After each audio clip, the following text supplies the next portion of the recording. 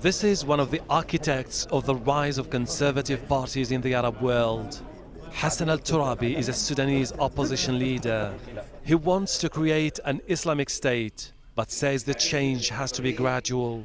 Don't abruptly, change people, completely. People, you have to change society. It's not only public life, social life, itself has to be reformed. So the reform has to be gradual and be patient. Gradual change is what happened in a country like Morocco. In 2011, pro-reform protests broke out in Morocco.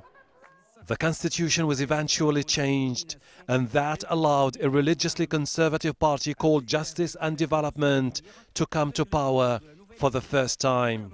The party picked this psychiatrist, SAAD al-OTHMANI, as the kingdom's foreign minister. We made quite a significant impact on political life in Morocco when we were in opposition, and now that we're in power. Our track record has been positive so far. Conservatives also gained momentum in Tunisia, Yemen and Libya. And Egypt was no exception. The Muslim Brotherhood won all the elections held after the 2012 revolution.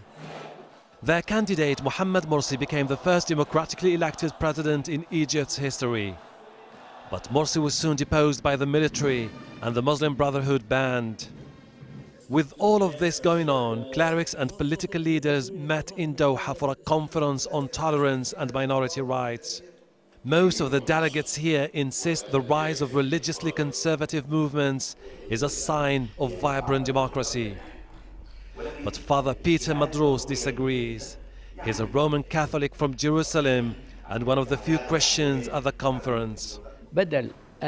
These groups, instead of promoting justice, freedom and equality, they're spreading sectarianism in the region, targeting Christians and Muslim minorities. But the Tunisian leader of the conservative Ennahda party was optimistic. He says his party's decision to hand over power to a government of technocrats was a gesture of goodwill and should reassure skeptics that religious parties are willing to compromise in order for democracy to succeed in Tunisia. The uprisings in 2011 that became known as the Arab Spring led to significant gains for parties that want Islam to play a bigger role in public life. But some liberals and minorities accused those conservative parties of using religion to discredit their opponents and establish autocratic regimes. Hashem Ahelbarra, Al Jazeera, Doha.